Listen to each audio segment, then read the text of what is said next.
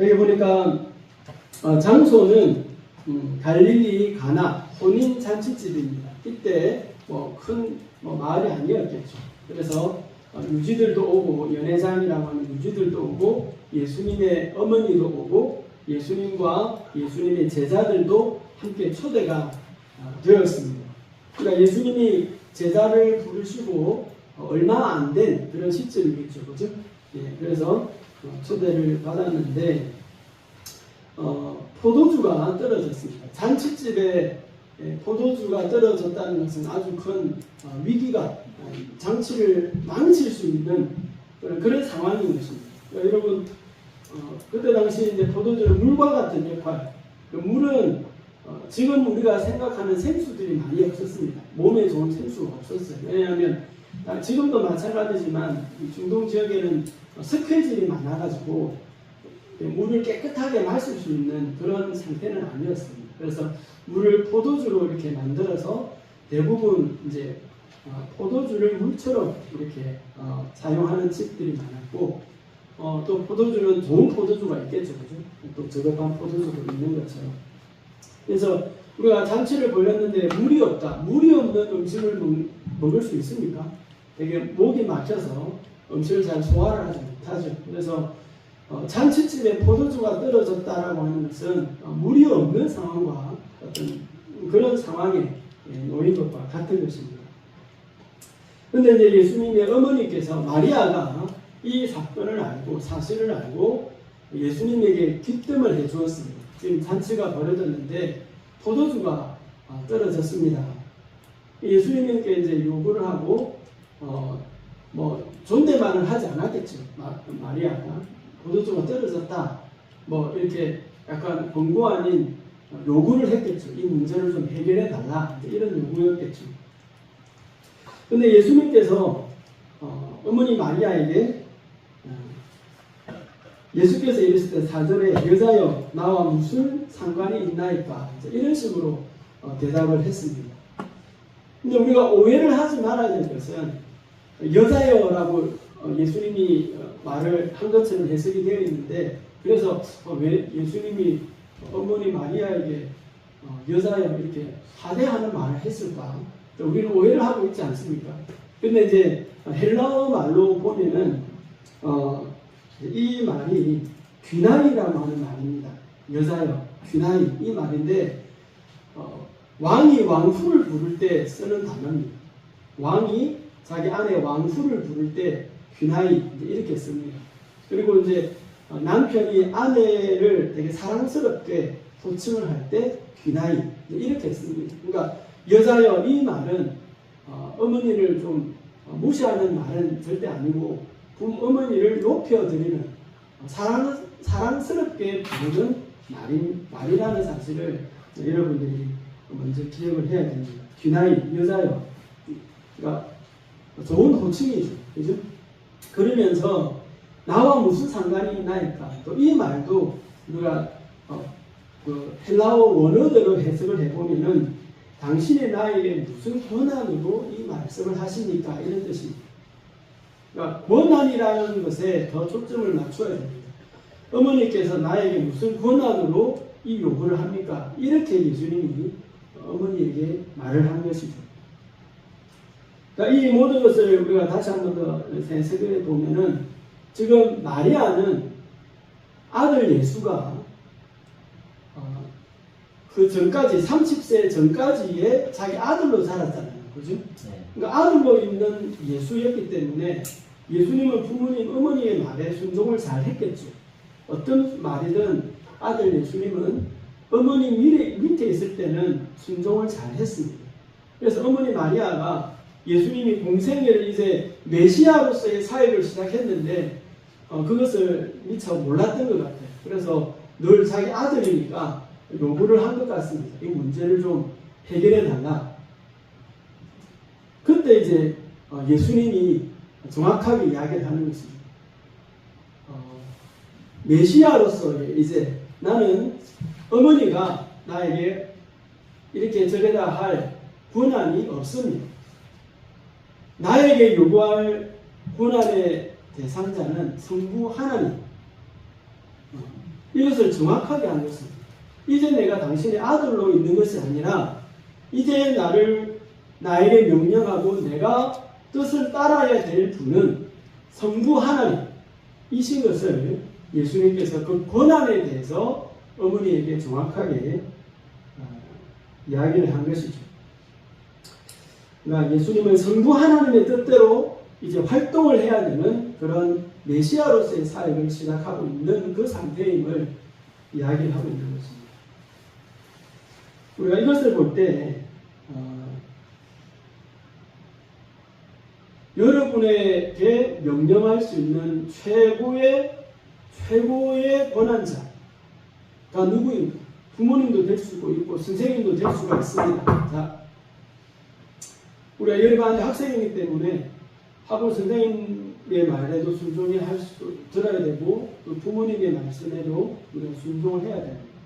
그러나 가장 최고의 권한자가 누구인가? 이거 정말 잘 생각해야 됩니다.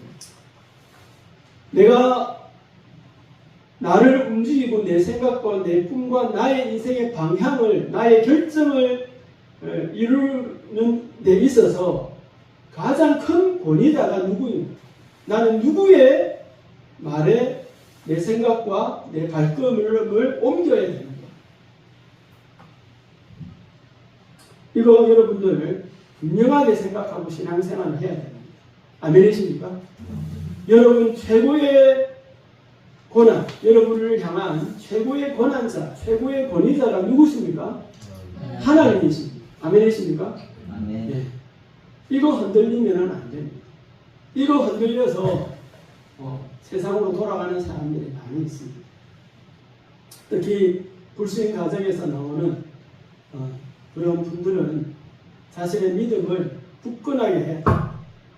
부모님의 말씀 우리가 순종해야 되죠. 그러나 최고의 권한자는 아닙니다. 최고의 권한을 가지신 분은 바로 성경, 하나님의 말씀입니다. 그렇게 믿음으로 살아가시기를 주님의 이름으로 축원드립니다. 그 믿음이 중요합니다.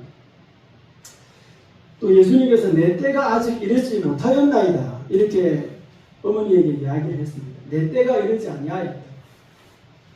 그러니까 예수님의 어머니의 질문과 또 예수님의 대답은 좀 다릅니다. 내 때가 이르지 아니하였다. 이 말은 메시아로서의 지금 공적 사역이 지금 본격적으로 드러나는 때가 아닙니다. 라고 하는 그런 메시지입니다. 즉 지금 내가 기적을 일으켜서 많은 사람들에게 내가 메시아임을 보일 때가 아닙니다.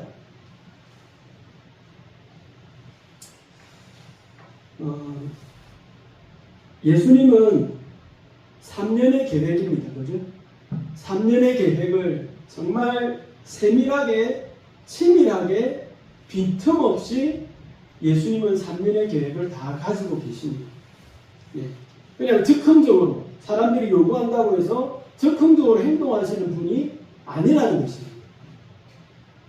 그러니까 영원전부터 성부 하나님과 성령 하나님과 또 자신이 계획된 3년을 살아가는 것이죠. 자신의 유익이나 또 자신의 필요에 따라서 예수님은 사역하지 활동하시지 않았다는 것입니다.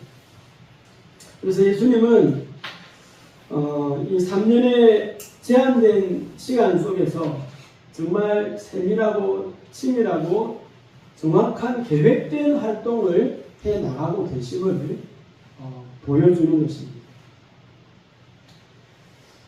그래서 예수님은 지금 첫 번째 기적을 베푸시는데 이 기적은 많은 사람들을 위한 목적이 있는 것이 아니고 첫째로 이 예수님의 첫 번째 기적은 예수님의 제자들, 예수님이 부르신 자신의 제자들의 믿음을 강화시키기 위한 목적으로 기적을 베풀었습니다.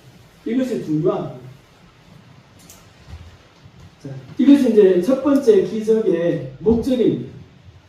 첫 번째 기적의 목적은 많은 사람들에게 자신이 메시아인 것을 드러내는 것이 아니라 자신의 12 제자들의 믿음을 강화시키기 위한 목적으로서 기적을 베풉니다. 이 기적은 결혼하고 있는 남녀들을 목적으로 한 것이 아니고 또 연애장을 목적으로 좀 많은 사람들을 위한 기적이 아니었습니다. 우리 11절 한번 읽어보겠습니다. 11절 기적의 목적에 나와 있는데 11절 읽어봅니다. 시작. 예수께서 이 첫 표적을 갈릴리 가나에 거행하여 그의 영광을 나타내시매 제자들이 그를 믿으니라. 제자들이 그를 믿으니 아무도 몰라요. 물이 포도주로 변한 것은 나중에 이제 하인들은 몇몇의 하인들은 알지만 그 잔치에 많은 잔치에 참여한 사람들은 모릅니다. 그러니까 이 기적을 베푼 것은 제자들의 믿음을 위한 기적이었다. 그러니까 예수님의 초기 사역의 중점적인 목표는 제자들의 믿음입니다. 제자들의 믿음을 위한 기적이라는 것이죠.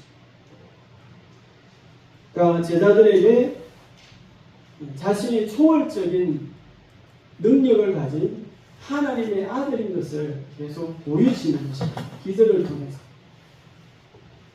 너희들을 부른 내가 너희들이 구약시대 때부터 기다렸던 하나님의 아들, 인간을 구원할 메시아로서 내가 너희를 불렀노라.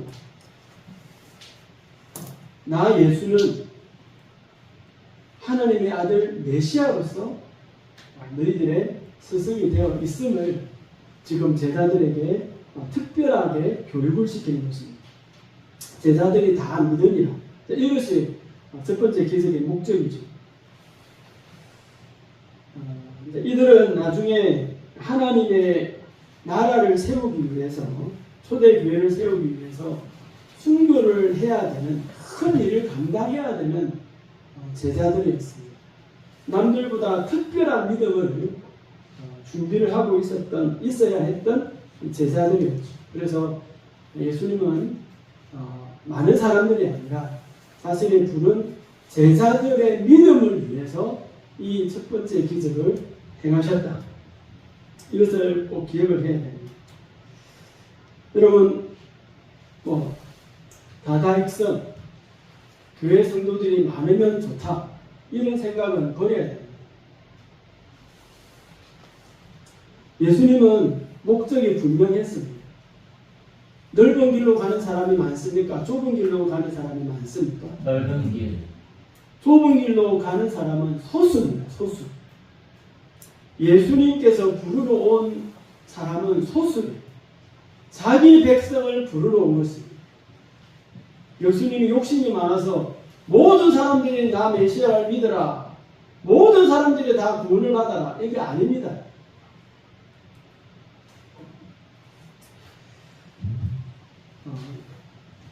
하나님의 선택된 자녀, 즉 알곡을 위해서 예수님이 오신 것입니다. 가라지나 쭉정이들을 위해서 예수님이 죽은 것 아닙니다. 예수님은 가라지나 쭉정이를 교회에서 쫓아내기를 원하세요. 알곡만 모여있기를 원합니다. 하나님은 키즈를 하면서 쭉정이들은 다 바람에 날려가기를 원합니다. 알곡만 교회에 두시기를 원합니다. 근데 이제 이 교회라는 곳이 천국이 아니기 때문에 막 섞여 있습니다. 그러나 본래 우리가 지향하는 천국은 알곡들만 모여있죠. 그죠? 그래서 교회의 모형인 이 교회도 예수님께서는 알곡들만 모이기를 원하십니다. 그런데 이제 가라지나 쭉정이들이 같이 섞여 있죠. 근데 구분하기를 원하십니다. 그러니까 가라지가 있으면 교회를 파탄시키고 분열시키고 그러기 때문에 참된 교회의 모습을 갖는 것을 가라지가 방해하기 때문에 예수님께서는 이 말씀을 통해서, 훈련을 통해서 가라지들은, 쭉정이들은 쫓아내기를 원하십니다. 소수로 선택한 알곡들에게 믿음이 들어가고 그 알곡들의 믿음이 더 강화되는, 그 알곡들의 믿음이 세상에서 비틀비틀거리지 아니하고 알곡들의 믿음이 더 소중한 것입니다. 그 잔치집에 있는 많은 사람들에게 내가 메시아다 이것이 아니에요.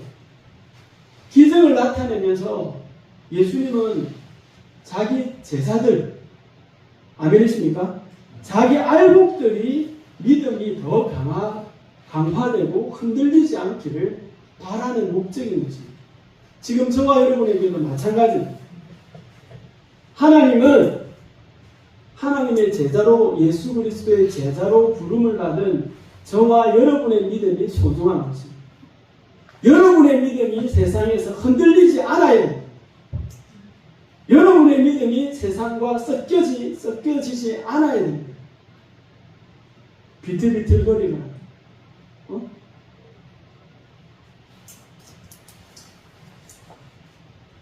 이런 나약해지는 혼합된 믿음을 하나님께서는 원치 않으십니다. 알곡들을 향한 예수님의 마음이 분명한 것이죠.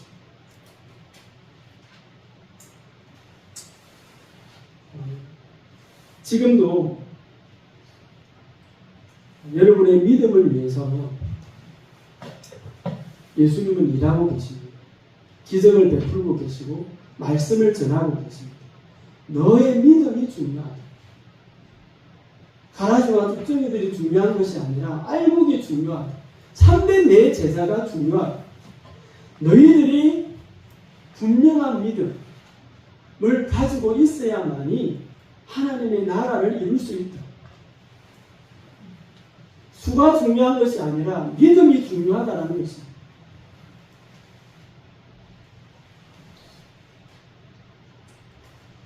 그래서 예수님은 제자들의 믿음을 강화시킨 것처럼 지금 여러분의 믿음을 강화시키면서 세상에서 강하고 흔들리지 않고 담대하기를 원하고 계십니다.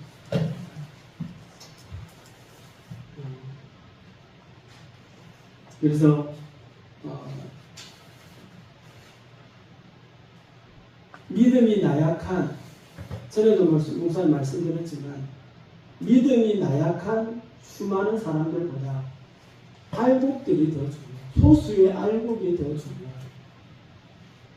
그 소수의 알곡들이 하나님의 일을 감당할 수 있다. 믿으시길 바랍니다. 기도원이 300명의 용사들과 싸웠어요. 32,000명이 몰렸는데, 처음에 32,000명이 모였는데 하나님께서 22,000명 두렵고 떨고 무서워하고 이런 사람들을 다 돌려보냈습니다. 12,000명이 돌아갔죠. 왜 하나님 돌려보냈습니까? 두렵고 떨고 무서워하는 그런 믿음으로서는 하나님의 일을 못한다는 것입니다. 또 나중에 물가로 데려가서 9,700명을 돌려보냈습니다. 그러니까 막 주위도 살피지 않고 전쟁을 하러 가는데 주위도 살피지 않고 놀러 가는 것도 아니고 전쟁의 마인드가 안 되어 있는 사람들, 지금 하나님의 영적인 전쟁을 해야 되는데 그런 마인드가 없이 주변도 살피지 않고 그냥 벌컥벌컥 물을 마시는 그런 정신력이 안 된 사람들도 돌려보냈습니다. 딱 300명만 가지고 미디안과 싸우게 했죠. 그러니까 이 300명은 알곡입니다. 알곡. 영적 전쟁을 할 수 있는, 하나님의 큰 일을 할 수 있는 그 알곡들만 데리고 전쟁을 했다는 것이죠. 지금 예수님께서 첫 번째 기적을 많은 사람들에게 나타내시면서 야, 물이 포도주로 만든 것이다, 예수님은 메시아다, 이렇게 모든 사람들에게 공개한 기적이 아니라 이 기적은 제자들에게, 꼭 필요한 자들에게 기적이 나타난 것이다. 이것을 기억을 해야 됩니다. 그래서 여러분들은 성경을 통해서 자기의 믿음을 키우시기를 주님의 이름으로 축원드립니다. 아멘. 자기 믿음을 키워야 돼요. 강하고 견고한. 자, 두 번째로 이 포도주가 물이 포도주로 변한 이 사건에서 중요한 가르침은 변화입니다. 변화. 완전한 변화. 완전한 변화가 일어나야 된다. 물이 포도주로 변한 것. 여러분, 같은 액체고, 같은 마실 수 있는 것이고 해서, 물이 포도주로 변한 것, 큰 기적이 아닌 것 아니야? 크게 놀라울 것이 없는데, 이렇게 생각해서는 안 됩니다. 성질이 변하는 것입니다. 성질이. 이 물은 H2O 맞습니까? 네. H2O입니다. 화의 기호가. 물은 그렇게 구성되어 있습니다. 성질이 다릅니다. 그런데 포도주는 C2H5OH. 네. 목사님들 잘 모르지만 이렇게 되어 있습니다. 그러니까 구성 화학 기호가 다릅니다. 성질이 달라요. 완전한 변화입니다. 물은 냄새도 없지만 이 포도주는 향긋한 냄새가 나고 색깔도 다릅니다. 완전히 다른 것입니다. 이 물이 포도주가 된 것은 새로운 것으로 변했다는 것입니다. 이것에 포커스를 예수님이 둔 것입니다. 변화가 일어나야 돼요. 완전한 변화가 일어나야 돼요. 예수님이 내 안에 들어온 메시아가, 창조주가 내 안에 들어와서 살고 계시는 그 마음에, 살고 있는 그 마음은 하나님이 없는 사람들과는 정말 다른 차원에서의 삶으로 살아가야 돼. 예수님이 내 안에 들어오기 전과 예수님이 내 안에 들어온 후는 완전히 변한 새 사람이 되어야 됩니다. 아멘이십니까? 아멘. 이것을 가르치고 있습니다. 완전히 변해, 새 사람으로 변해야 됩니다. 예수님이 있기 전과 예수님이 내 안에 함께 살고 계시는 그 사람은 완전히 성질이 변해야 된다는 거죠. 스데반을 죽였던 사울이, 스데반을 죽였던 예수님이 들어오기 전에, 그죠? 사울은 스데반을 죽였습니다. 예수님도 죽였고 스데반, 예수님을 전하는 스데반도 죽였습니다. 그것이 사울입니다. 예수님이 들어오기 전에. 근데 예수님이 들어오고 난 사울은 바울로 바뀌면서 예수님을 위해서 죽습니다. 예수님을 위해서 자신의 온 몸을 망가뜨리면서 죽어요. 그렇게 예수님의 복음을 전하기 위해서 수많은 고통을 당하고 수많은 아픔을 견디면서 예수님의 이름 때문에 나중에는 단두대에서 순교를 당합니다. 예수님이 있기 전에는 예수를 믿었던 사람을 죽였는데 예수님이 들어오니까 완전히 사울이 바울로 바뀌면서 예수님을 위해서 고난을 당하고 순교를 당하는 자가 되었습니다. 뿐만 아닙니다. 베드로도 무식한 어부였는데 나중에는 초대교회를 책임지는, 교회가 세워지는데 책임지는 수장이 되었습니다. 예수님이 들어온 사람은 물이 포도주로 성질이 바뀐 것처럼 완전히 변화된 삶을 살아가는 것이 그리스도인입니다. 포도주는 향기가 납니다. 향긋한. 근데 물은 냄새가 없죠. 예수님이 여러분의 마음에 들어와서 살고 계시는 성도는 따라서 합니다. 그리스도의 향기. 그리스도의 향기. 예수님을 마음에 모시고 사는 사람들은 그리스도의 향기가 납니다. 포도주에서 향기가 나는 것처럼 성질이 변했기 때문에 예수님이 없으면 향기가 나지 않지만 예수님이 내 마음에 들어와 함께 살고 계시는 그 성도에게는 예수의 향기가 나게 되어 있습니다. 그것이 그리스도인이 변화가 되어야 돼요. 사랑의 향기, 입술을 통해서 평안의, 위로의 향기, 희망의 향기, 용서의 향기, 소망을 주는 향기. 즉 하나님의 선하신 하나님의 향기가 나타나야 됩니다. 삶 속에서 완전히 달라져야 됩니다. 시각적으로도 변해야 됩니다. 물은 색깔이 없죠. 그런데 포도주는 붉은색이 납니다. 시각적으로도 예수가 있는 그 마음에는 변함이 나타나야 됩니다. 너 정말 교회 다니고 나서 많이 변했다. 주변에 다녀와서 너 정말 많이 변했구나. 너 요즘에 많이 변한 모습이 내가 느낄 수가 있는데 어떻게 된 일이니? 라고 하는 이런 믿지 않는 사람들, 주변 사람들을 통해서 자신이 변했다라고 하는 그 증거가 나타나야 됩니다. 예수가 있는 사람. 여러분, 물은 무채 색이죠. 냄새도 색깔도 없습니다. 그런데 이 물에다가 금전 물감을 이렇게 섞으면 그 물이 검게 변합니다. 그 물에다가 빨간 물감을 섞으면 물은 빨갛게 변합니다. 사람의 마음이 그것입니다. 우리의 비어있는 마음에 비어있는 물과 같은 색깔에 무엇을 섞느냐가 너무나 중요한 것입니다. 인생에. 여기서 붉은색이라고 하는 것은 또 예수 그리스도의 십자가의 그 피, 예수님의 피를 상징하기도 합니다. 우리의 마음에 무채색이었던 우리의 마음에 예수님의 십자가가 내 안에 깊이 들어오면서 예수님의 피로 여러분이 물들어져야 됩니다. 할렐루야. 아멘. 예수님의 피로 여러분의 마음이 물들어져야 됩니다.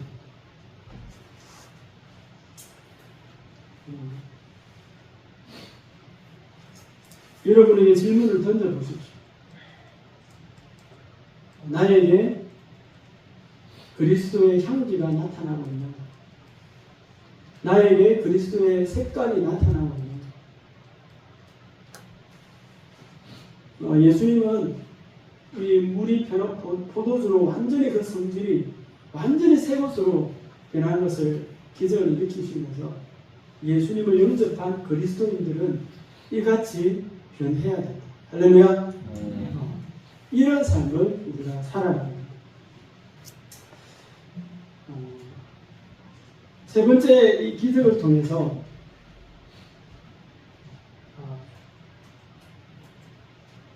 따라섭니다. 기적은 순종을 통해서 나타난다.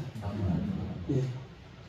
여기서 두 하인은 아니지만 하인이 나타납니다. 몇 명인지 모릅니다.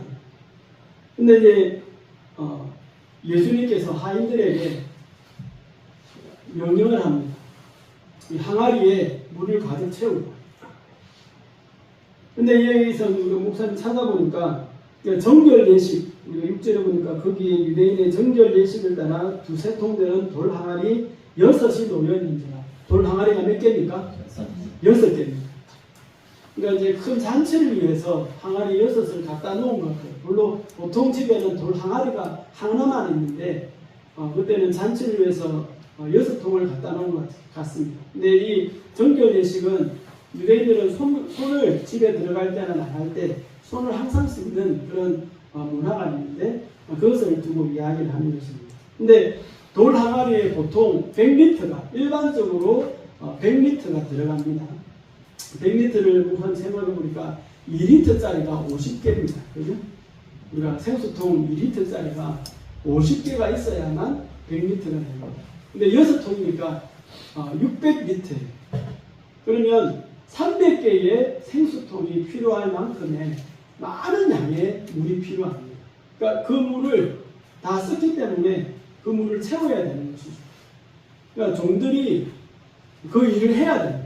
물동이를 이고 거리가 얼마든지 모르겠지만 자 우물에 가가지고 물동이를 쥐고 물을 길러서 그 6통을 600리터를 다 채워야 되는 그 수고를 해야 돼요. 첫 번째 이제 예수님께서 명령하신 명령이 뭐죠? 두 번째 명령이 있는데 그 일에도 순종했습니다. 두 번째 하인들이 순종한 명령이 뭡니까? 그렇죠. 갖다 주는 것. 첫 번째 순종은 물동이를 아구까지 가득 채우는 것입니다. 예수님께서 의도적으로 그렇게 하셨겠죠. 그죠? 물동이를 가득 채우라. 그 하인들의 순종을 보기를 원합니다. 가득 채웠습니다. 두 번째 순종은 뭡니까? 떠서 연회장에게 그리고 그 손님들에게 물을 갖다 주는 겁니다. 여러분 어떤 것이 더 어렵겠습니까? 첫 번째 물을 채우는 것이 어렵습니까? 포도주하고 물을 갖다 주는 것이 어렵습니다. 두 번째가 훨씬 어렵습니다. 이 두 번째는 하인들의 목숨이 걸릴 수도 있습니다. 하인들의 목숨이 걸려있는 순종일 수도 있어요. 안 그렇습니까? 네. 자기가 물을 떠왔어. 근데 예수님께서 이 물을 손님들에게 포도주라고 갖다 주라는 겁니다. 연회장에 갖다 주라. 대단한 순종이 필요합니다. 연회장이 물을 맛보고 포도주인 줄 알아서 물을 마셨는데 물이면 어떡합니까? 나를 물로 가? 내가 취한 줄 알고 물을 갖다 주네? 얼마나 노발대발 손님들이 난리가 나겠습니다. 하인들은 주인에게 목숨이 달려있기 때문에 이때 당시 종들이 그렇잖아요. 연회장이 화를 내고 손님들이 화를 내고 주인이 화를 내면 이 하인은 잘못하면 엄청난 이 고문을 당하고 때로는 죽일 수도 있습니다. 죽을 수도. 두 번째 심부름이 사실은 더 어려웠다. 근데 하인들은 단지 믿음이 있었다기보다는 하인들에게 믿음이 있었다기보다는 순종이 더 강했습니다. 하인들이 물을 떠다주면서 이것이 포도주로 바뀔 거다 이런 믿음이 있었을까요? 아무도 그때는 몰랐습니다. 믿음이 없었습니다. 단지 하인들은 예수님의 말씀에 그냥 순종했을 뿐입니다. 그런데 기적이 일어납니다. 기적이 일어났습니다. 여러분, 이 하인들의 순종이 기적을 일어난 것입니다. 그런데 큰 기적을 위해서는 큰 순종이 필요하죠. 여러분, 이 세상에서 가장 큰 기적은 뭡니까? 나에게 일어난 가장 큰 구원이 무엇입니까? 죄송합니다. 가장 큰 기적은 무엇입니까? 구원이죠. 답을 이미 말하고 그냥 질문을 하네. 나에게 일어난 가장 큰 기적은 구원입니다. 아멘이십니까? 아멘. 여러분에게 가장 큰 기적은 구원이라니까요. 인간에게 가장 큰 기적은 구원입니다. 일어날 수 없는 일입니다. 가장 큰 기적을 일으키기 위해서는 가장 큰 순종이 필요한데 누가 순종했습니까? 가장 높으시고 가장 위대하신 예수님이 순종했습니다. 그 예수님의 순종 때문에 인류에게 가장 큰 기적이 일어났습니다. 나는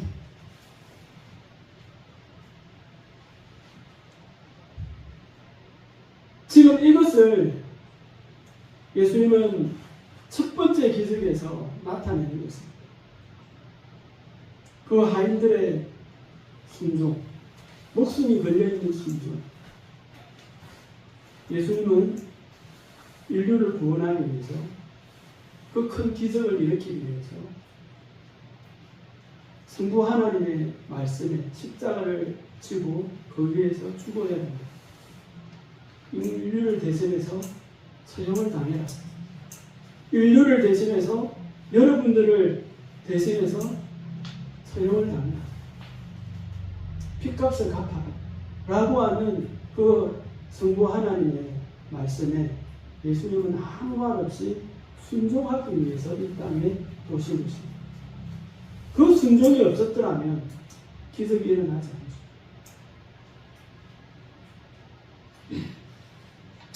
그래서 예수님은 이 첫 번째 기적은 사실 예수님 자신을 향한 모든 메시지였습니다. 예수님 자신을 향한 메시지였습니다.